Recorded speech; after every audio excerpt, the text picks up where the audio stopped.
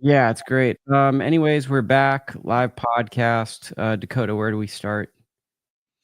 Where do we start? I mean, I guess we could start with your top headline here. Tim Tszyu ready for Keith Thurman. That's really kind of, I would say, the biggest question from the weekend.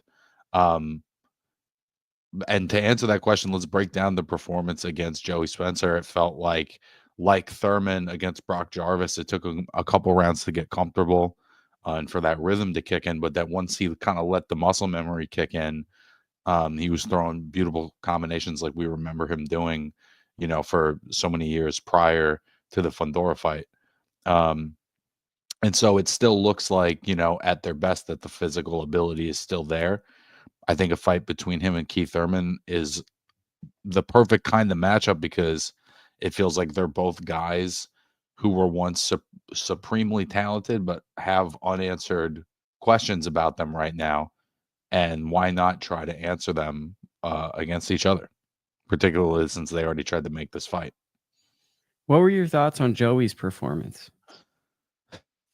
I didn't think it was great, man. He didn't assert much in the fight, and particularly in the first two rounds when Tim wasn't really letting his hands go. It felt like Joey's hand speed could have been more of a factor. He could have really piled up some points early in that fight and gotten Tim's attention with something. And it just felt like he was a little more passive than he needed to be, and that was part of what allowed Tszyu to get a rhythm. Murtazaliev didn't really give Tim Tszyu any fucking room for nothing. And listen, bro, I think at the end of the day, Joey Spencer is a talented kid, but there's something not quite there. I don't know if I would call it like peaking early or how exactly I would call it, but sometimes there's guys who are special or heads above when they're young in their locality, and then when they grow up and everyone's a big dog up in the big leagues, it's not quite the same thing. Sometimes I get a little bit of that sense from Joey Spencer. I mean, I just think that maybe, but I think with Joey, it's just he hasn't kind of figured out what his style as a pro is. Like, we've got a lot of these guys that turn pro at 17, 18, and they're still looking to figure out, like, how do I fight as a professional fighter? Right, and that's part of the experiment, right? When you have these kids that turn pro so young, it's like inevitable that they're not going to be undefeated. They're going to have to fight the kinds of careers where some of the lessons that you might learn in the amateur program when you stay amateur for longer, they're going to have some of those hard lessons in big time pro fights. And particularly when you are so talented, so young, you're going to move faster than the average 18-year-old fighter. And Joey was in big league fights when he was 21, 22 years old. And this is just some of what happens. I also didn't love to start the fight week. There was talks that Joey might not be in the fight. Just never sets the tone. There was issues about the judge. So there's a press release that was sent out saying, do you want to talk to Michael Zarafa? Spencer's team is having issues about non-neutral judges for the fight. So, like, just the tone of that with a press release doesn't really start the fight week feeling like a special moment in time. And then also, I remember after Joey's last fight, he was talking about even possibly moving down in weight as opposed to being at this weight. So, Mykquan Crazy said Spencer looked like a welterweight versus Tim Tszyu. I think the big thing I saw is just Spencer's having trouble with that next tier of guy. Like, he's having kind of all-time classics against guys that may or may not make it to the highest level. And when he's gotten in with the special guys, he's really not looked like he's capable of competing for all 10 rounds. No, not yet. And again, it's one of those things, is the fact that he went pro so young. And he's learning these lessons on the fly right now. Is he at 26, 27, going to be that seasoned pro? And that, I think, ultimately has to be the goal. Yeah, and I mean, Joe or Tim versus Keith Thurman, it's an okay fight. I'm not blown away with it. It doesn't really do much for me. Part of that's just Thurman. He's just hasn't really fought a lot in the past few years. And, he came back and had a fight, but the fight we described it as weird. It didn't really paint a picture of where he's at. And this fight, to me, honestly, I didn't love what I saw from Tim Tszyu. Joey just didn't really take advantage of the hesitation of Tim Tszyu. He kind of allowed him to kind of get going in the fight when I feel like he was very cautious. Yeah, and was way too passive, in the moment when Tim really started letting his hands go. Tim was open to get hit as well, and Joey really didn't seize any of those openings and let Tim Tszyu dictate the terms of a fight. And Joey was the guy, who had a fighter in front of him who had some downward momentum, who was, having to answer some really hard questions from these last two fights, and he just didn't really press him. Well, he didn't make Tim have to answer any questions in this fight. No. But the one question that Tim did answer is, yes, I can still let my hands go and throw beautiful combinations and stop a quality fighter. So at least he's kind of passed that litmus test that's still in his system. Do love that. So that's a good one. Undercard, I completely missed it. I'm going to let Dakota cook.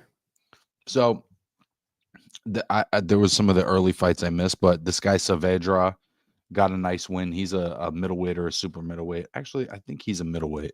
I'm sure somebody in the chat will correct me there.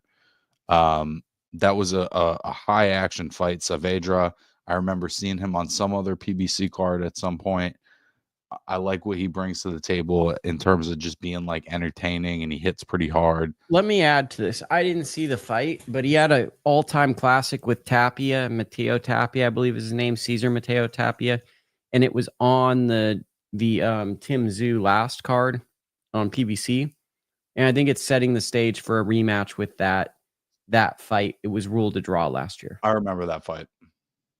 And in general, I think that he's a really entertaining guy. There was a heavyweight rematch. I guess the guy that got knocked out wound up scoring a knockout in the rematch. Both of those guys, both hard hitters, both very entertaining, a lot of chin up in the air, a lot of defensive flaws, but sometimes those are the kinds of matchups that, the fans really benefit from the most. And then there was the main event, but I think that heavyweight fight was a good table setter as far as action fights are concerned. And I think, like you said, with the issue with Keith Thurman is that up to the point where he found his rhythm and threw that combination that scored the knockout, he really looked hesitant. He looked like he was having a hard time finding his timing. He was getting hit with shots from Jarvis. Keith's always been pretty solid on his defense, and he looked more vulnerable against a guy who was at a level that, at one time, I don't think that Keith would have let that guy land anything on him. So it's two really talented guys that we're just not sure where they're at, but it seems like they're at a similar place at the moment, and so I think that's what will make the matchup intriguing. Yeah, I mean, it's just, for me, it doesn't do a lot, but it's two famous names that people enjoy, and they're action fighters, and it's an event. But and the flip side is too, Lukie, do you have any interest really right now at this moment at seeing one of them against another top guy at 154? Not really. It solves problems, but I guess for me, it's also like, I kind of equate it to a higher level version of Elvis Rodriguez versus Lindolfo Delgado. Not mad the fight got made, but it also doesn't get me excited. I think that's a fair comparison. It's a higher profile fight, though.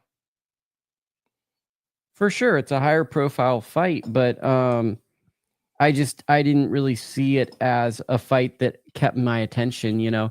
I've spent 14, 15 years trying to cover boxing, which is scary to say. Probably haven't advanced that far. I'm trying to build something as I say this, and I'm getting TKO'd, so I'm going to let that happen on another day because I'm like, oh, I could build this while I'm doing it. No, I can't. Thank you to Breezy Savage. I subscribe. Savandra is a middleweight. Thank you. Appreciate that. No Limit always has problems with judges. One of the women's champions who went to Sydney, the same issue with Australian judges and other contractual violations. Good to monitor that. At least I think it's a fair concern. Honestly, I think it's a fair concern. I think when a location is notorious for certain types of judging, you know, we've just seen that those types of scorecards too many times in Australia. It's like if I'm a fighter right now, I'm hesitant to take a fight in Texas because we just see bad judging in Texas so often that, yeah, if I feel like there's something, if I'm the fighter or I'm representing the fighter, it just feels like that is something you have to be aware of, you know, that not every place, not every athletic commission is created equal. Not every judge is created equal. What did you think of the referee? Well, which fight? Because I think that there was one guy that did multiple fights. He had a kind of a weird thing where it felt like maybe he was putting himself into the fight a little more than he needed to, but I didn't think he was the worst ref in the world.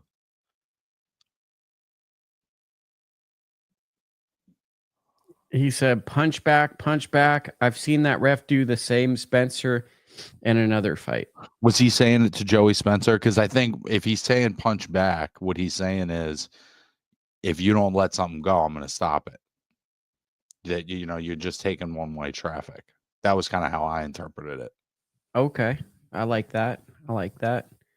I don't have many opinions. I basically watched 2 rounds with Marcos Villegas of Fight Hub TV and then walked back, got stopped by the cops, and then ended up in my hotel room.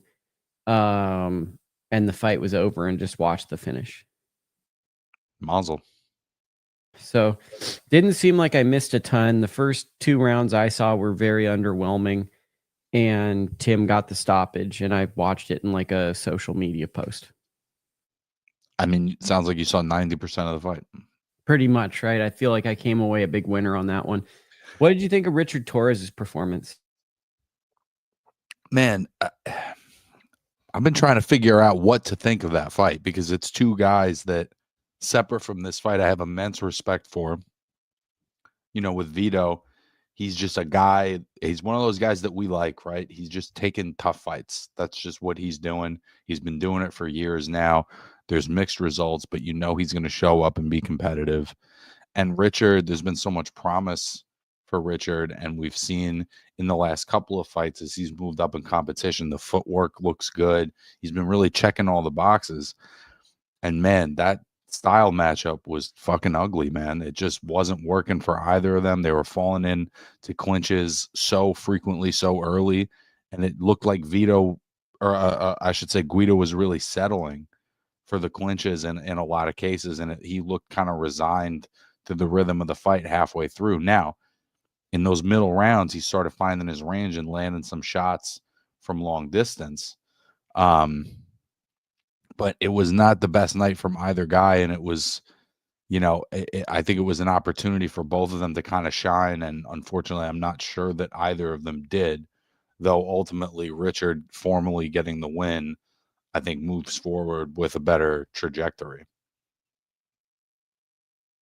Yeah, I mean, it was not the greatest fight. It was an ugly fight. Tough hang.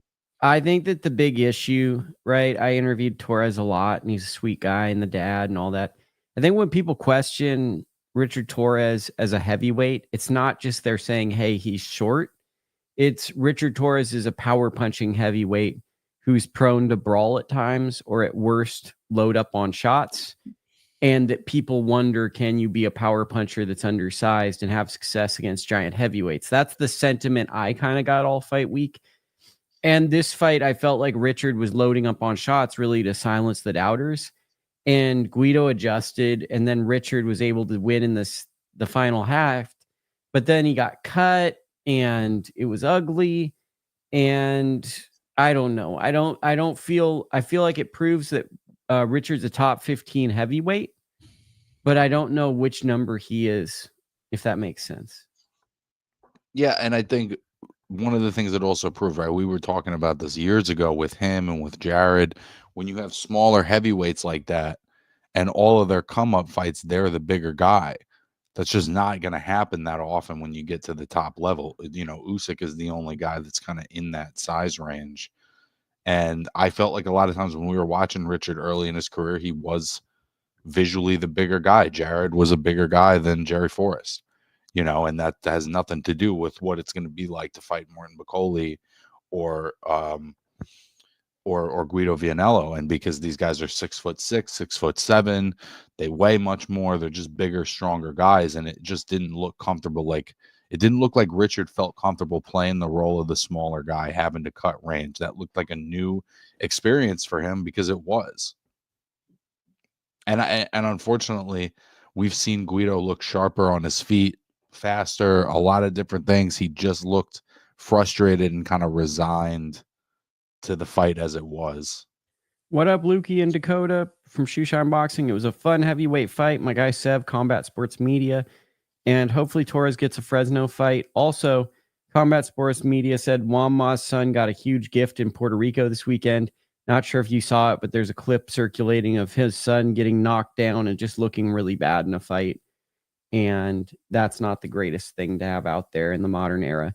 I thought it was just a classic, tough, hard fight where the styles didn't really benefit either guy. I thought Torres pretty clearly won it, like 97-93. Really hard fight to be there live for, because it was hard to discern what punches were landing accurately besides the punches that were knocking someone's head back. There was just a lot of stuff where you were just I was having a hard time really seeing the action. And honestly, I missed the cut. I missed the cut being there live because they were in so often that I didn't even see it. I didn't even notice it. Well, honestly, if it felt like Guido's shots were cleaner when he landed them. You know, a lot of Richard's work was like hustle work. I mean, a lot of, in all honesty, it was very similar to the co-feature in that regard, where Lindolfo outworked Elvis, but Elvis landed the cleaner punches. I just think the temperament and it was so glaringly obvious to me that Guido had no answer for when Richard got on the inside with him. Like, he had no answer. It was hold. And when Thomas Taylor took the points, which I love that he took it, because like that was basically, he was going to kind of, it was fair. Guido is very limited. It's like he kind of has that amateur style where he just has to keep you on the outside. And if you get inside on him, he's kind of like, okay, what do I do?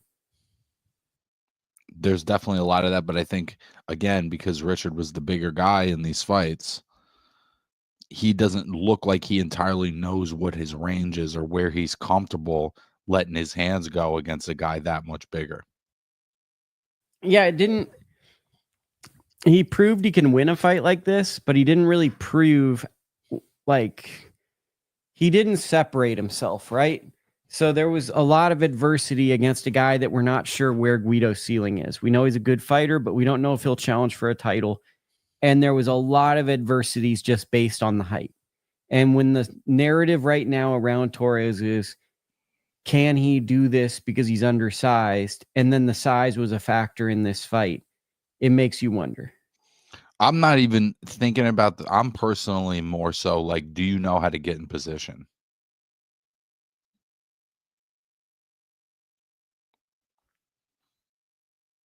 So I didn't see as much of that. I thought his boxing skills and IQ were fine. I just feel like he's someone who reminds me of Tommy Morrison. He has a lot of technical skill, but a lot of the way he does it is based off of quick burst athleticism. So I think that he's a guy that kind of gets mislabeled as a brawler, but I think he's doing a lot of technical stuff. His approach to it, though, is loading up and looking to hit hard. And I think oftentimes people miss, like, he wasn't getting hit clean a lot, but when he did get hit, it was noticeable because of the size difference. Yeah, 100%. But there's still work to do. What did you think of the co-feature? I kind of felt like Elvis won the fight, but the problem was that neither guy really fully asserted himself, but it felt like in the moments where someone did assert themselves, a lot of those were Elvis's moments. The problem was, you know, Lindolfo won the 10th round, was coming on strong. it's two really talented guys that just didn't assert their will on the fight, which was both surprising and not surprising. I wasn't surprised at the style of the fight. I was surprised at how it just didn't look like either guy was willing to take the lead. And the fight sort of came and went in a lot of ways. It had its moments, but it kind of came and went. Yeah, I mean that I get that. So, I just didn't see anyone trying to take over. I saw Elvis trying to hook off of the jab, and really he was just committed to that, looking for a right hook over Delgado's jab, and he wasn't really throwing straight lefts. And Delgado was throwing, but he wasn't. No one was fighting with conviction. No one wanted to kind of take over the fight. And given it was a WBC junior welterweight eliminator, it's kind of strange that both guys have kind of really wanted a title shot, but that's eluded them. And there was so little passion. It kind of reminded me of Randall Bailey versus Mike Jones back in the day, where it was a world title fight that lacked any sense of urgency until Bailey landed an uppercut. This fight really lacked the urgency of a title eliminator. I couldn't agree more. And again, I think that they're both really talented. And I think at their best, they can give anyone at 140 problems. But this is not the first time we've seen Elvis be really talented, but not assertive. And I think that that's what he's working through right now. I definitely don't think this is the end of the line. I think that he has the skill set, the punching power, the hand speed, to move on. It was a close fight. Lindolfo's really good, but it doesn't do a whole lot for either of them in terms of like your stock in them. For Lindolfo, though, he'll finally, hopefully, get the title shot that it seems like he's been in line for almost as long as Barbosa. Yeah, I mean, it's one of those things, man, where it's like, I personally was really hoping that one of these guys would really go out there and take it, really kind of like make a name for themselves. And this was just a really forgettable performance, man. This was not the type of performance that gets me like, man, I can't wait to see these guys get back in there. It was just, it just wasn't what I wanted to see. I don't think anyone can be I think both guys thought they won, but you can't be mad because really not enough chances were taken. Not enough chances were taken for either guy to clearly win the fight. And that's also why I think a draw would have been perfectly appropriate. And it felt like the ref missed a knockdown. Elvis landed a good combination. Lindolfo was kind of falling along the ropes, and the knockdown wasn't called. And I think that's unfortunate. Well, it happens. Undercard, I was there live. Do you want me to give the rundown and then you'll add to it? Give the rundown, bro. You were there in person. Okay, so just doing a little show notes. Obviously, Abdullah Mason, superstar in the making. His media scrum was the biggest of the night. So they did Steven Navarro, they did Torrez, they did Lindolfo, and they did Mason. I would say people that were there for none of the other media scrums appeared for Abdullah's media scrum. Like, it's pretty obvious he's superstar in the making. There's a lot of excitement around him.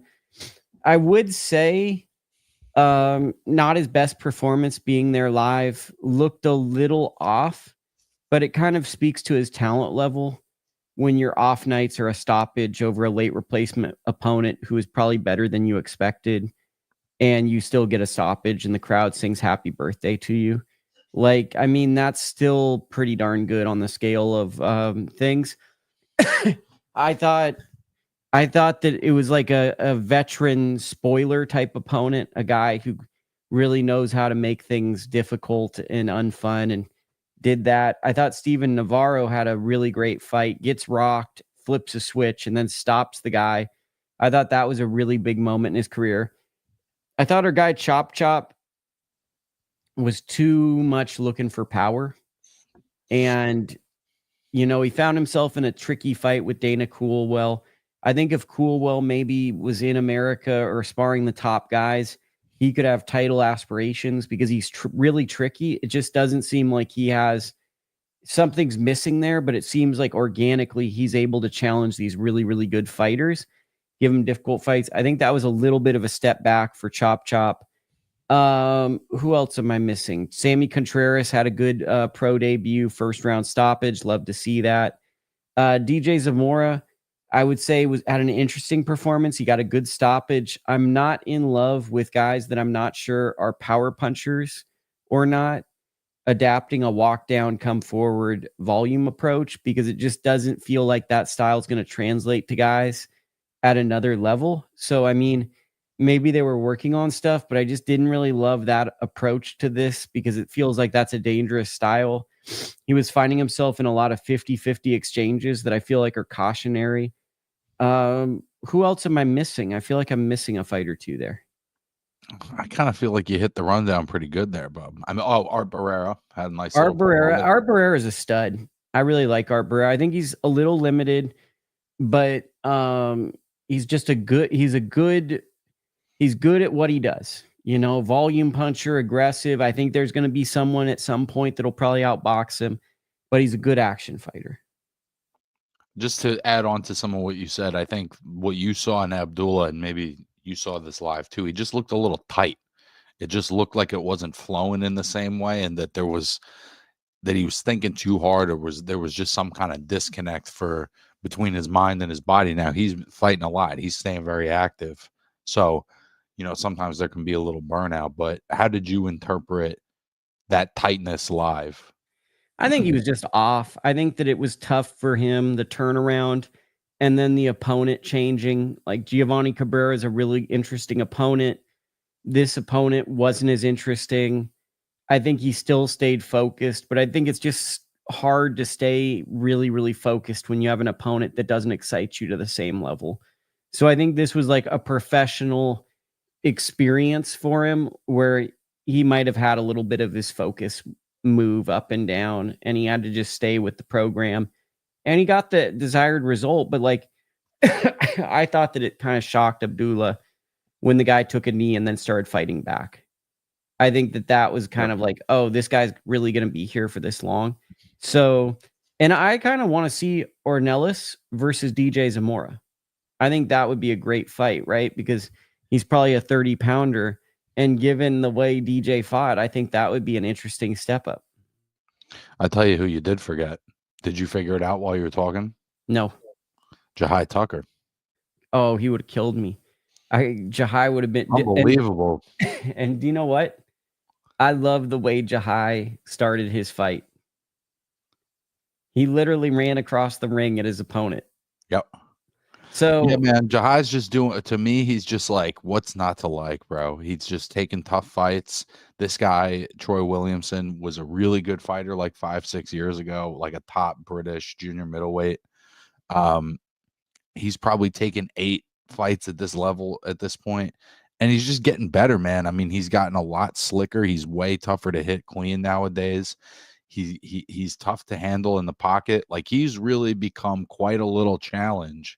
And you know what I love, Dakota? When he weighs in and puts his chain on the ground. He just weighed in. Oh, let me put my chain on the floor. Okay. And I saw him when I was getting some avocado toast before the fight. And he was like, "What's up, Lukie? I'm ready for the fight." And I'm like, "Okay, Jahi." He's wearing the same shirt he walked out in. So he ate his breakfast in the same shirt. And he came out to the what's his name? Edge from WWE, came out to a pro wrestling song. I mean, I saw some people, oh, he's fundamentally not this. He's fun. I mean, to me, he reminds me of kind of like old school fighters like Terry Norris and Julian Jackson, guys that just were like, let's fight, like fighting men. And I think that if you don't appreciate guys that take hard fights and want to challenge themselves, you won't get a Jahi. I think a great fight would be Jahi versus Joe Sean James next. Love that fight. I think the thing, if you want to say, okay, if you were showing a brand new fighter how to fight, there's some of the things that Jahi does that you wouldn't want to show them. But that being said, he's not putting himself in position to get hit all the time. He's moving his head real good. He knows how to position his body and where to throw and where not to throw. He's pretty effective off the ropes, and he's got that composure. I think he's a tough guy to rattle. And he's a fun one, man. I can't see at a minimum why you can't just enjoy the show, guys. I don't know. It just feels like so many people are like technical boxing people only when Jahi fights. It's like when Jahi fights, like, nope, got to keep your hands up for the whole fight. How did Tim call his fight? Well, that was the fight where they did the coach's corner mic. So they didn't have Bradley officiating, but they would let him and Bernardo do little like quips in between the rounds. And Tim was kind of showing Jahi love for the first time, bro. It was cool. Okay, that's good. So the water break was Jahi's fight. Yeah. What did you think of Steven Navarro's fight? I was quite impressed with Steven. Dude, he's another one. He's on the fast track. He has moments where he's really was like a spitting image of Lomachenko. And it was cool seeing him kind of go through some adversity in this one. He kind of froze up for a sec after he got caught. He didn't look hurt. He looked like he took a second. And then he just righted the ship, real quick. And the way he uses angles, his footwork, there's just a lot to like with Steve. And I think that you're going to have to be very, very special to beat him. When did people start like downplaying having tough fights? Like tough fights are okay to have, Well, and it's funny how the simultaneously people will, kind of dog fighters that have tough fights, but then when it's a guy that's like a really good contender that their favorite fighter is avoiding, it's like, well, he hasn't fought anybody. So it's like it kind of goes both ways, right? Yeah. But I'd say my favorite three fighters on this card, probably standout performances, I would say was Steven Navarro 1, Abdullah and Jahi. Those were my three favorite performances. Agreed. I love Jahi, man. Jahi showing up late to the press conference and sitting with Uncle Lukie, giving me an update on his career. I was thinking about texting him to see if he wanted to cop on for a minute or two today, but I like that he also told me that he's ready for Janibek and he knows he needs to get a knockout if he fights him, which I think that's kind of a wild statement given how that's perfect segue. Given how Janibek looked, we haven't seen him really hurt too bad in a fight yet. The fighting spirit at Jahi is like, man, if I fight him, I know I got to get the stoppage. Not even just thinking I got to win, like that you got to instill that much damage. What did you think of the highlight clip that we both saw of Janibek's win? I actually didn't see any clips of Janibek's win, unfortunately. I don't remember what time of day it was on, but I never had a chance to catch it. I think everybody knows what I think about Janibek. I think he's great. And he's had some flatter performances, but he's just like a really good quality champion. And middleweight, for as dead as it's been for so long, now has a crop of talent. And still, for whatever reason, they're not really fighting each other. Outside of Hamza Shiraz and Carlos Adames, it's just so rare that we get a middleweight fight that has any real significance. Well, he got a highlight reel knockout. It'll probably be one of the knockouts of the year right now. Shout out to the Fight Doctor, by the way. Shout out to Lukie Boxing. Were Tucker's knockdowns legitimate, man? K Crazy said. I think they were, being there live. I thought they were. It was like a rope knockdown, I think. Janibek basically got a highlight reel knockout and then called out Canelo and hinted that he might move up to 168 pounds after this fight. I don't think that would be the worst fight for Canelo to take. I mean, I think that that's a really tough, qualified champion. The problem is that he hasn't fought anywhere near that level, at any point in his career. So that would be a massive experience gap. But I think that that's as tough or a tougher fight than the Williams Skull fight. So why not? Yeah, I mean, to me, the good thing about it was a hometown fight, and Janibek looked good, which both is those haven't always gone hand in hand with Janibek looking good on fight night and stuff. So it was all right, man. It was an all right thing. I didn't get to see the undercard. I watched a little bit of Jaloliv's fight, the heavyweight 2-time Olympic gold medalist. Looked very uninspired, if we're going to shoot straight and be honest. Not the type of performance I want to see from a 2-time Olympian. He doesn't fight. Gold medalist. What? He doesn't really fight. He doesn't really fight. And I think he's been pro for quite a bit now. And he hasn't really had a fight that's interested us. And I think he's been pro for almost 8 years. He's won 2 gold medals. And I wouldn't even be shocked if he becomes a 3-time gold medalist, like my friend Box Rick Gray joked about. I mean, that's a hell of an accomplishment. I'm definitely not here to poo-poo that as a career achievement. Oh, but I think it's getting to the point where we have to start to wonder what his professional career is going to be. Yeah, I can't really tell. It kind of feels like at some point there'll be a top guy that needs a credible opponent that'll say, fuck it, I'll take him, and he'll either sink or swim. But he's always been very technically solid. There's not, I didn't see this fight, but when I've seen him, there's never like a big glaring thing where I'm like, oh, if he doesn't take care of that. So you're right. It is a weird kind of failure to launch with him. Yeah, there is a failure to launch. Let's go over to Hrgovic beats Joe Joyce. What do you see in either of these guys after this fight?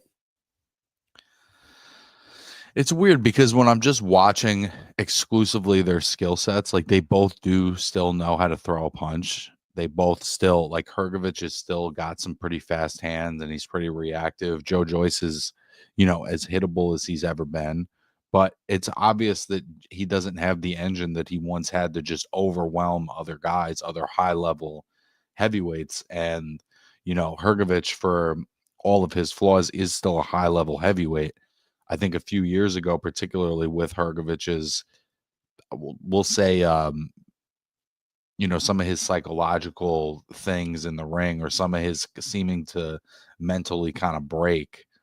There was a time where Joyce really could have capitalized on that and made it really uncomfortable with the pressure and the volume and the power. And he's just not an overwhelming guy anymore. He still throws hard shots. He's still in the fight. He still competes, but he's not going to be able to overwhelm any more top heavyweights, unfortunately. And 3-4 years ago, I was a big Joe Joyce fan. I thought he was potentially one of the best guy in the division. I think there's a time where he was one of the best guys in the division, but when you have that style, bro, you just wake up one day and it's not there anymore. And it's not a fluke that he lost to Zhilei Zhang. This is where he's at. This is who he is. And also, shout out to our guy, Fight Doctor. Joe Joyce is done, needs to retire. Joyce lost, and Hrgovic didn't look much better. I get that Hrgovic took the fight on short notice, but he has major gas tank issues with full camps, let alone taking it early. And the fight didn't really look like a huge separation to me. It looked like this is where both guys are at, to be honest. I thought Hrgovic won it clean, but it wasn't the kind of fight where it was like if you wanted to be wowed or you wanted to get really excited about seeing Hrgovic in with another top guy, with an Agit Kabayel or one of the many other exciting heavyweights right now, this wasn't the performance you were looking for. And if anything, I feel like a guy like Kabayel would just kind of break his spirit. Yeah, I mean, he's just, yeah. I just think this is, I think that it's frustrating, right? Because it felt like he was at the very same level as Joe Joyce. He just had more go. Like, it felt like they were pretty even. And I think most of us are kind of uninterested at where Joe's at this point in his career. We're all worried about his health, and we don't really want to see him continue to compete, but he also loves boxing and won't kind of say no. So it's starting to get uncomfortable. But to me, this kind of, I'm not sure where it leads to.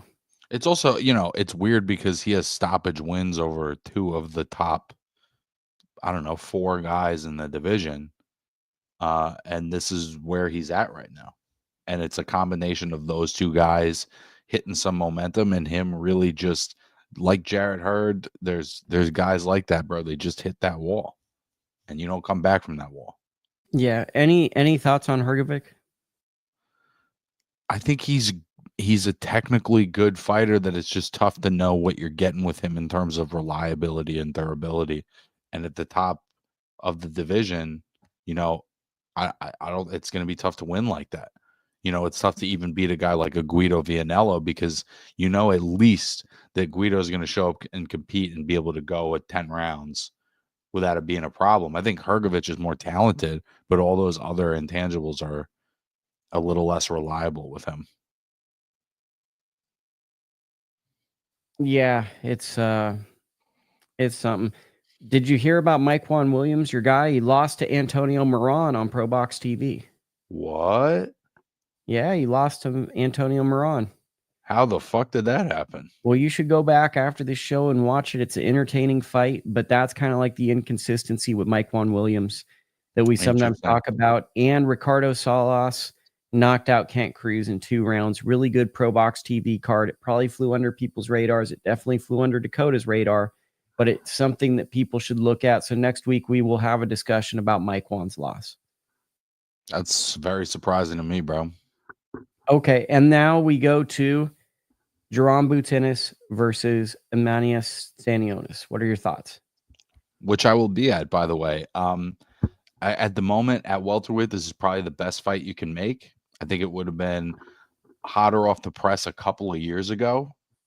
And, like a lot of fighters, it was like waited on for too long. But I still am really excited about the matchup. There's so much like untapped potential for both of these guys. There were such high hopes for both of them not so long ago, and having a hard time getting quality guys to get in the ring with you is a tough thing to go through. And then for Stanionis, the multiple disappointments with Virgil Ortiz, I'm excited for both of them that they're finally getting the big fight. And I just wonder, is what I haven't seen Stanionis in so long. So I have no idea what he looks like nowadays. And Boots has, been talking about moving up in weight for so long that it's tough to know if he can still deliver the goods, to the best of his ability as a welterweight. But regardless, I'm excited that they're both getting a big fight and that it's against each other. Yeah, I mean, I might favor Stanionis in this fight. Because what I saw in Boots' last fight is we got to see where he's at. And the thing about Stanionis is he throws a lot of punches. He throws a lot of straight punches. And he's good at getting his head off the line, but he's a little European and robotic. He doesn't have that American wiggle, so it wouldn't be shocking if he gets caught with something big. But I think this is closer to a 50-50 fight than people think. I think it's completely a 50-50.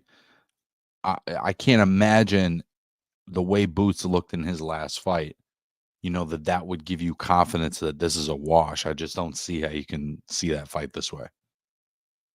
What's your gut feeling about how this fight plays out? And what are some storylines you're looking at? I'll be honest. My gut right now is telling me that Stanionis is going to have a little too much offensive engine and it's going to make Boots really uncomfortable. And we just haven't seen Boots look as threatening or devastating in the same way offensively in the 2 Chukajin fights. And really, since that first one, I can't remember a performance where I felt like Via was a pretty good fight, I thought.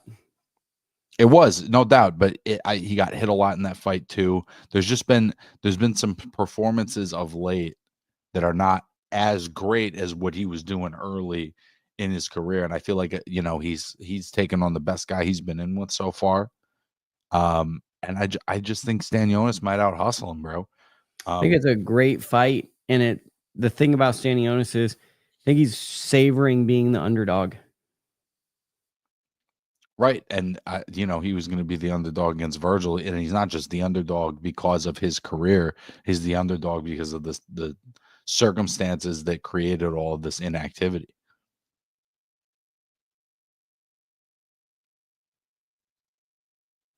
Yeah. And I think that a lot of fight fans, there's a double whammy for him. I think fight fans in America, if they can't pronounce your name, they kind of write you off. Like a guy like Mean Machine. People couldn't say his name. They got to have a nickname for you, too. Yeah, you got to have a nickname, right? And then they still write you off or say they needed their old style when they were fighting the same all around. I think there's a little bit of that people just don't know how to say his name completely or don't feel comfortable with it. And they don't see him fight that often. So then that must mean that he's not good. I don't even know if it's that he's not that good. It's just like not every boxing fan is like us, where we know who the guys are in the division. If you just see a guy one time, like with Keith Thurman, you just don't see him for so long afterwards. Like, not every fan is just going to remember you because you had a good performance one time. Very true. And I think the thing that Boots also, the scary thing is, he also hasn't had a good performance in a while. So though his stock is up, there are fight fans that haven't seen the incredible Boots that we were raving about back in 2017, 2018, 2019. Yeah. But that's also in some ways adds to the excitement for a real hardcore enthusiast, because they're kind of both two guys that need a big win. Yeah. So I think it's good. And what about the fact that it's at Boardwalk Hall? I think that's a very logical choice, considering, Boots being from Philly. Atlantic City is not terribly far away from Philly. It's traditionally like a hotbed boxing city. There wasn't fights there for a long time. I think bringing any Philadelphia, South Jersey star fighters, I think that's a great place for them to fight. But I mean, like, what does that do for New Jersey boxing? Like, bringing a big fight back to that area? Because I think the last one I can remember is Hopkins versus Kovalev. I just think it's good for every fighter in the tri-state area that we have multiple places that we know people show up for fights. We know in New York City people show up for fights. We know in Philly they show up for fights. We know in Newark, in parts of North Jersey that they show up for fights. South Jersey doesn't always have that. And particularly when Atlantic City is not in the mix, I don't know that South Jersey has any outlet to get exposure outside of Philly. Perfect. Co-feature Thomas Matisse, Raymond Ford. Love the fight. What do you think? It's a good fight. Matisse is another one I haven't seen in a little bit, but I don't think he's fought since the Hernandez fight, and I remember that being, a pretty close fight at the time of the headbutt stoppage. So yeah, I thought that Matisse was coming on, to be perfectly honest. Yeah, so I think he's like a certified contender as far as I'm concerned, and I think that Ray Ford up at a new weight. I haven't seen him fight at 130 yet, so I'm kind of looking forward to seeing what the 130-pound version of Ray Ford looks like, because I loved the 126-pound version. I think Matisse is a very dangerous opponent because a lot of people don't know his name, but every time he shows up to win, he's probably been screwed out of a couple of decisions that he should have won. And I don't think that he looks at himself as an opponent. I think he feels like a Tevin Farmer guy to me. He's not an opponent. Never been broken. You get what I'm saying? He's taking these fights and he's like, oh, I'm about to beat him. I'm about to change my life. And if you remember, he was actually signed to Matchroom for a period of time. Yeah, I don't think he's an opponent whatsoever. I look at him almost like a Kenny Sims type. Yeah, so I mean, this is, to me, if Ford passes this, he's ready for a world title shot, in my opinion. This is like I think he's ready for one anyways. I think this is just like a good, credible fight for him to take, right? I mean, he was already a champion at featherweight. He already had a flip a coin fight with Nick Ball. If you told me that he was the next guy for Navarrete, I'd be like, yeah, sure. I'm going to read to you some of the undercard bouts that I'm aware of on this card, and you tell me if any of them stand out to you. Oh, here's a good one. Arturo Cardenas versus Christian Cardo. That's a Philly guy, Cardo, who got knocked out and he rebuilt himself. Cardenas is with Robert Garcia, but I'm not sure what his ceiling is. So that's a pretty interesting fight. You got Shakram Gaziev, welterweight, that's just been in the mix, but it seems like he always gets overlooked. Omari Jones, the Olympian, my guy, he's going to be on the undercard. Zay Moses will be on the undercard. And Tamir Smalls, I believe, a Philly fighter. Anybody there get you excited? Really looking forward to seeing Omari Jones turn pro. And I think the Uzbeki welterweight you mentioned, Giasov, he's another one of those really talented guys that doesn't always assert himself. He's like an Elvis Rodriguez or a Lindolfo Delgado. And I've been wondering, if he's going to take that next step up himself because you see the ability, you see the length, you see the coordination, and it just there's been performance where he just hasn't put it all together. But like, I'm down for another interesting welterweight, and if he can be one of them, I'm all for it. I just there's certain intangibles missing. He's so not MJ Akhmadaliev. We gotta do a random Jahi Tucker question right now. Did they announce him as the 2-time general? I don't know. That's not his nickname. I could have sworn that they announced him as the 2-time general. I like that. I really like that as a nickname. It's a good nickname. I hope that's what it is. That if he's the 2-time, so I'm like, what's a 2-time general? I thought they said Jahi the 2-time. If you're in the chat, let us know what's up with the nickname. Then there's a little Jahi Tucker with his face on it, and he just pops up. Yeah, that's my nickname. Yeah. That's So I think it's a good undercard. I think that there's going to be some interesting figures hanging out. You know, I think that Tamir Smalls is someone I'm kind of keeping an eye on too, seeing how that goes. Let's see what else we got going this weekend really quick. We have a ProBox TV card, and it's promoted by one of my favorite people in the world, Lamont Roach Sr. You know him very well. He's a great guy. We got Short Dog in the house. Jordan White taking on Jose Matias Romero. That's a good 130-pound fight. Your guy, Stefan Shaw, taking on Rafael. I can't even pronounce his last name. Akapajari. He got stopped by Jared Anderson. Solid matchup. And William Foster III against Brendan Leon Benitez. And your guy, Ben Johnson, and Jordan Roach will be on the card as well. I love ProBox cards. That's a hell of a lineup right there, bro. What fight are you looking forward to the most? Definitely looking forward to seeing Jordan and Ben. Short Dog. I have no idea what Steph Shaw brings to the table anymore. There was a time where his ability was super impressive, and I saw him live in person and was really very impressed with a guy his size. The way he moved and his coordination just hasn't quite all been put together since then. I mean, there was a fight where he fought Goodell where he was just too comfortable getting hit. Way too comfortable, way too passive, just taking shots in the pocket when he had always been a very sharp defensive fighter up to that point, even in the loss to Ajagba. Yeah. And that's basically it. Marlon Topias comes back. But that's basically it. So we'll do our final news and notes, which I guess the final topic is there's like an internet rumor. Shakur got on the internet and said that Turki Al-Sheikh, the head of the Saudi Sports Association and whatever, said that the money for the Zepeda fight wasn't the same as originally offered. Have you heard about this yet? No. So he basically said that. So then he was frustrated and he's saying they're still going to fight, but now the money's not the same.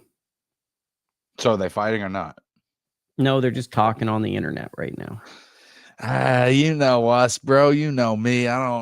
We don't really care. We're not those other guys. We don't really care when guys get to talking. We don't really listen. That's to be dealt with, between them as far as I'm listen to the other guys' shows. The other guys will probably do an hour on that, right? So you listen to the other guys, you tune in and you get this. Anything else in boxing that's interesting to you, Dakota? Anything in boxing that's interesting to me? Well, we got this kickoff presser coming up this week. I believe it's either Wednesday or Thursday for Katie Taylor, Amanda Serrano 3. Somewhere in there, either that day or the next day, the third episode of The Fight Life with Shadeja Green will be coming out. That'll be on ITR Boxing, and I really hope you guys check it out, man. I've been working with Shadeja now for years, and it's just been such a pleasure to be a part of and documenting her come up in her career. She's a great person, and I hope you enjoy it. Awesome, man. Well, we will be back next week for the recap of Jaron Boots Ennis versus Stanionis. Kind of a short week. If you see me in person, say what's good. Say what's up to Dakota. And we'll probably do it later in the day. We'll probably do an evening show for Dakota, probably later in the evening, so you can get home and situated, right? Yeah, Sunday I'll be probably crashing out there on Saturday, but then I'll be leaving Sunday morning. Yeah, so we'll probably give you a little bit of an hour and a half, 2 hours away from me. Yeah, but we'll let you get situated, and we'll get it going. And so that's the show. It's a little shorter than usual, but I think we hit all the major points. So I think it was a good show. Hell of a show, my friend. Okay.